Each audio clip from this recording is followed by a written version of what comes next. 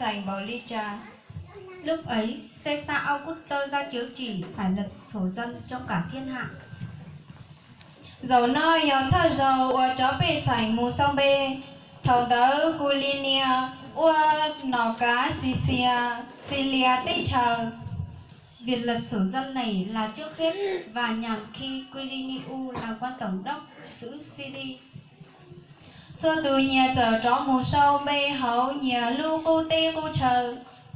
Ai nấy đều đến thành mình khai tên vào sổ.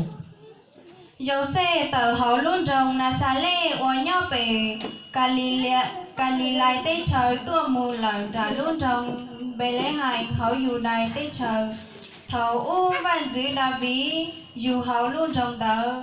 Dầu xe tua mù hậu trong khó nữ dò đà bí sân giữ.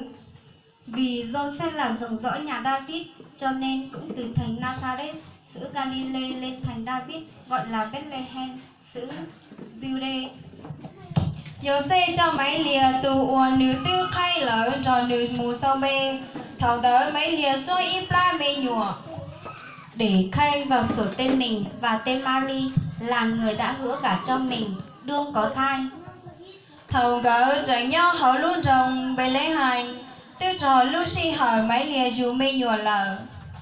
Đang khi hai người ở nơi đó thì ngày sanh đẻ của Mary đã đến. Nữ dù nữ tù mê tu lo, nữ mua không giờ khứ tù mê nhùa mò. Theo mua cho bữa cho hậu ý lưu đa rau, trong khó tê trái nành. Sau tư tua nhau của ta lờ. Người sanh con trai đầu lòng lấy khăn bọc con mình, đặt nằm trong mán cỏ vì nhà quán không đủ chỗ ở. Nhau dây luôn rồng bề lấy hành tờ.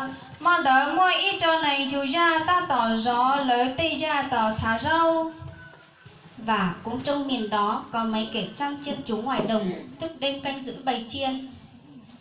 Và chứ ý tù tu chi sợ còn tu lò chùa lỡ.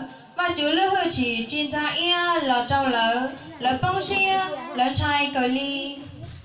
Một thiên sứ của Chúa đến gần họ, và sự vinh hiển của Chúa trói lòa xung quanh, họ rất sợ hãi. Tiệt gì tù tu chi tớ hai rau lỡ hai tìa. Nê gì trong trai. Trong khó cú cho mong rong lò khe trâu nê. Thấu tê này nó cho mong rong nó lỡ sợ đời vua rong xia cờ ly. Thiên sứ bèn phán rằng, đừng sợ chi, vì này ta báo cho các ngươi một tin lành, sẽ là một sự vui mừng lớn cho muôn dân. Nô non nê tù trở xanh tư lò dù cho hậu đã bị luôn rong lỡ. Tu tới giờ tu khai to ôi do tu chứ. Ấy là hôm nay tại thành David đã sanh cho các ngươi một đấng cứu thế là Christ, là Chúa. Nê yếu bỏ ý tù mê nhùa mò khứ không chờ bư họ ý lưu đa rau. Nê yếu bao tranh hay tìa. Tu tới giờ tu ua cứu hài. Này là dấu cho các ngươi nhìn nhận ngày các ngươi sẽ gặp một con trẻ bọc khăn nằm trong mán cỏ. Ta xin tớ mua ít ba tu chi sợ còn tu trong lần trò tu chi tớ ua kê hung ngọc hùa ban chứ hai tìa.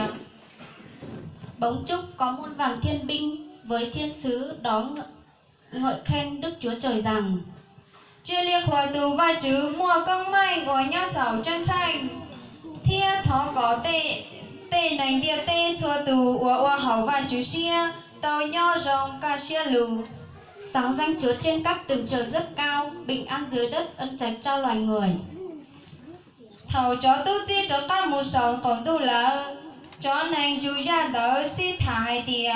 Bây giờ lên mù tỏ luôn rồng bày lễ hành. Mù say tê ua tù chứ khe trâu bê.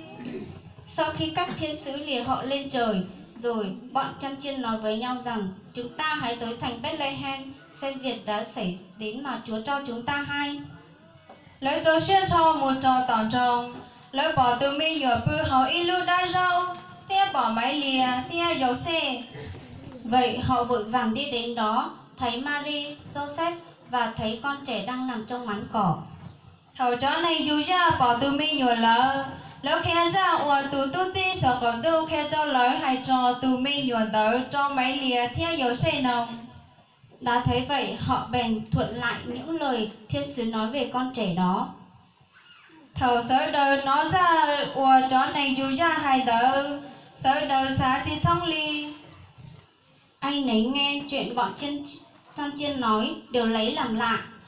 Mấy liền trình rộng thiết khẩu tây lùn đỡ chia cho hậu nướng cho xia. Còn Mali thì ghi nhớ mọi lời ấy và suy nghĩ trong lòng. Thầu chó này dù ra cho khá mù lỡ hung gạo ua và chú trầu trong họ lỡ tư nó thiết bỏ tê ua từ tu chi khe trâu lỡ lỡ tìa. Bọn Trang Chiên trở về làm sáng danh và ngợi khen Đức Chúa Trời về mọi điều mình đã nghe và thấy y như lời đã bảo trước cùng mình.